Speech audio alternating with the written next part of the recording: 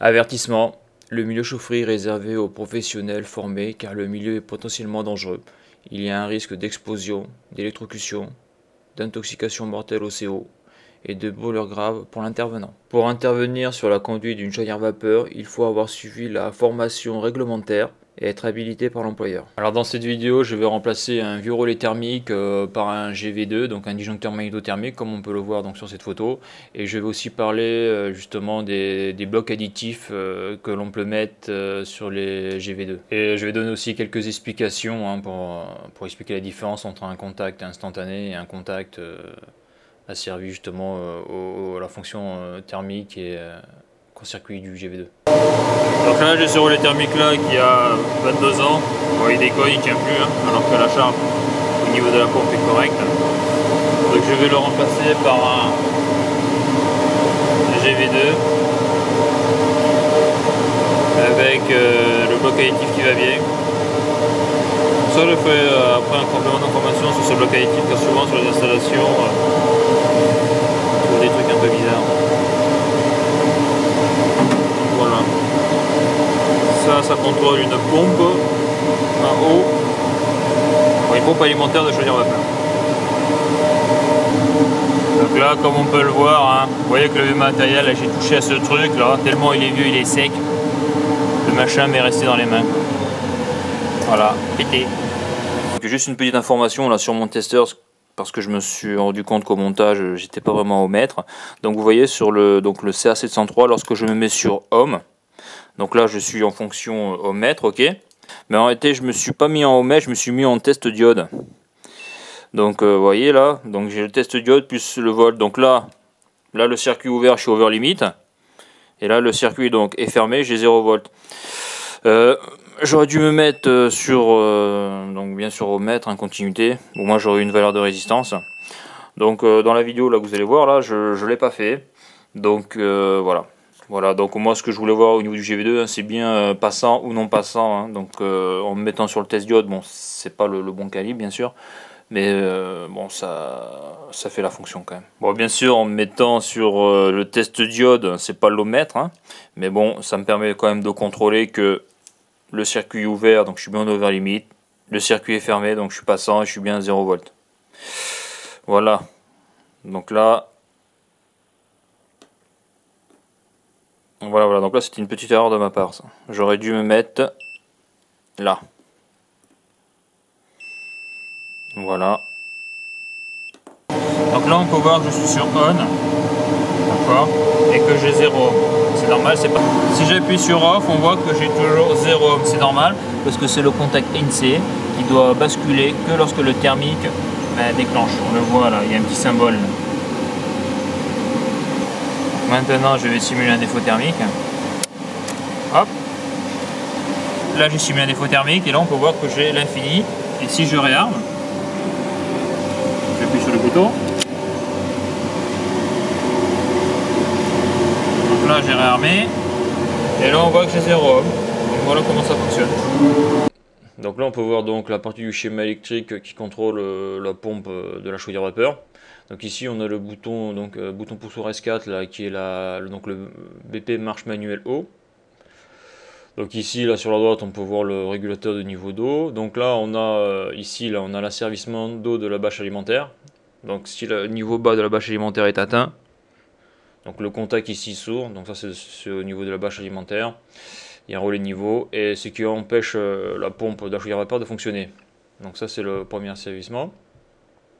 Et donc après donc on a le relais thermique que je viens de changer, donc le relais thermique qui est mort, donc c'est un relais thermique classique. Hein. Donc NC, je rentre donc d'un côté du NC, je ressors du côté NC pour aller en KM2. Donc si le relais thermique, le vieux, le relais thermique classique déclenche, lui il s'ouvre et donc ça coupe la pompe à eau. Donc moi je mets un GV2, donc un disjoncteur moteur magnétothermique. Donc j'ai plus vraiment besoin de ce conducteur là 11-15. Pour la simple et bonne raison, c'est que lorsque le GV2 va déclencher, par exemple pour une surintensité, il va s'ouvrir automatiquement, la puissance va s'ouvrir toute seule. Voilà, donc ça veut dire que j'aurais pu mettre donc en sortie C2, là, le bornier, brancher un fil directement en A1. Voilà, parce que là, ce truc-là ne me sert plus à rien. Donc ce fil-là ne me sert plus à rien, sauf si je veux ultérieurement remettre un vieux relais thermique classique. Bon, comme on peut le voir là, donc le relais thermique de base c'est ANC, donc asservi au relais thermique. Donc comme j'avais un bloc additif NC, donc asservi au disjoncteur magnétothermique et un contact anode normal, bon, j'ai rajouté donc ce bloc additif là et c'est pour ça que j'ai gardé le fil 11 et 15 et que j'ai repris quelque part le même câblage, mais bon voilà, ça sert pas à grand chose.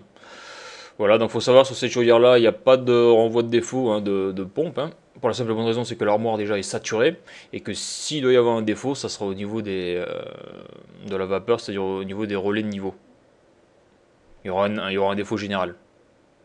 Ou alors il y a l'autre défaut qui est pris en direct sur le coffret de sécurité, le voyant je veux dire. Pour être précis, hein, il y a les seuls défauts qui sont envoyés donc, au niveau des voyants de défaut, c'est le niveau d'eau bas, le niveau d'eau très bas et donc le coffret de sécurité en défaut. Donc voici le GV2. Donc le GV2 ME ici, donc c'est Schneider appelle ça donc le démarreur direct à commande manuelle avec protection contre les surcharges et les courts-circuits. Donc ce qu'on appelle aussi un disjoncteur magnétothermique. Donc ici là vous avez toutes les puissances qu'on peut avoir avec le GV2. Donc ici vous avez les références. Donc une fois que vous avez sélectionné le GV2, suivant le type de commande, après il faut choisir les blocs de contact, ce que j'appelle les blocs additifs, qu'il y a ici. Donc au niveau des blocs de contact, vous avez donc les frontales, donc ceux qu'on met au-dessus, et les latérales, donc moi latéral à gauche. On a donc deux types de contacts, les contacts auxiliaires instantanés.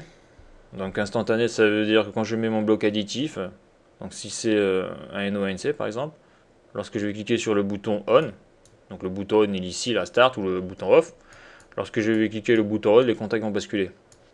D'accord, donc il y a deux types de contacts, à fermeture ou à ouverture.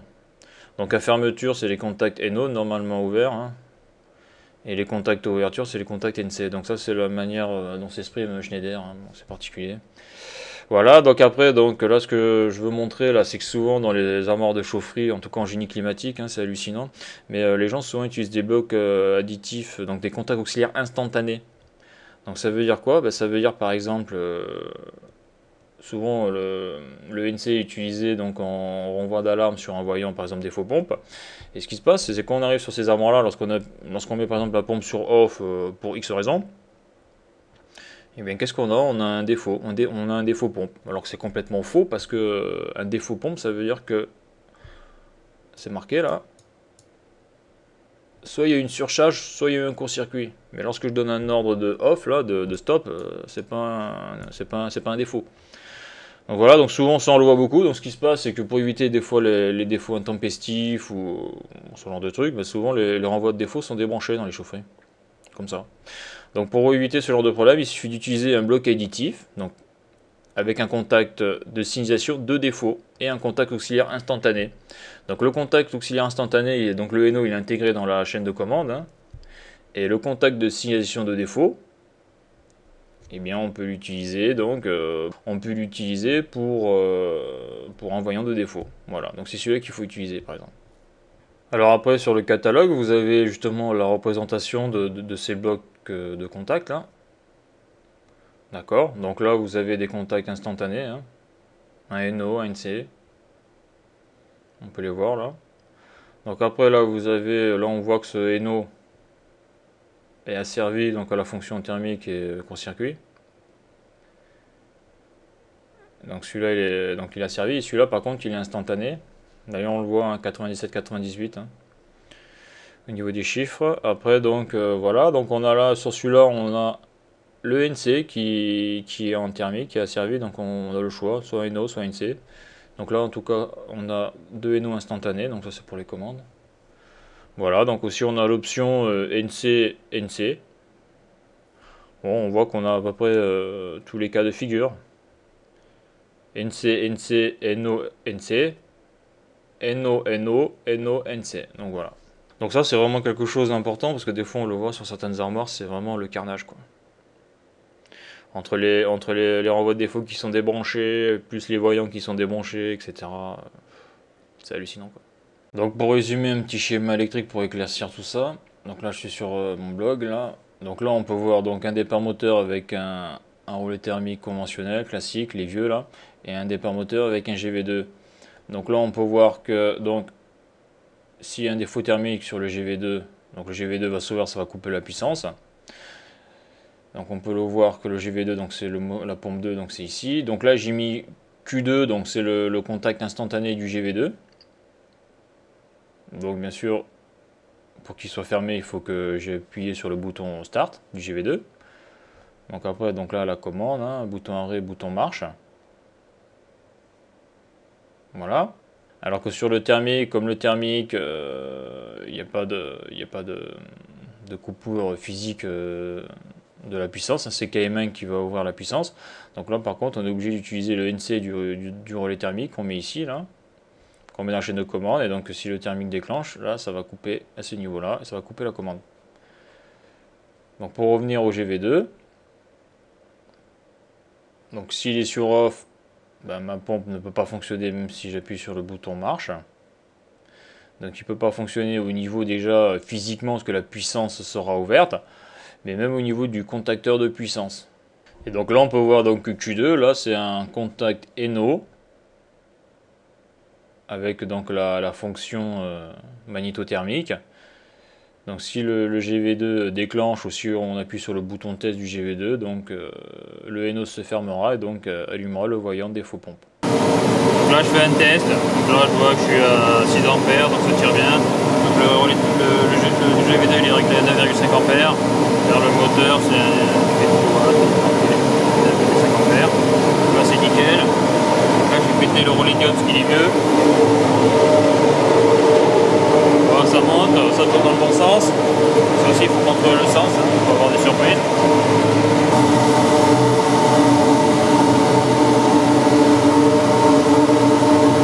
Voilà, ça tourne. C'était bien le thermique qui était mort. Maintenant que je change le relais à diode, là, que j'ai pété tout à l'heure en le touchant. Comme il est vieux, tellement vieux, 22 ans. Il n'a pas tenu le choc.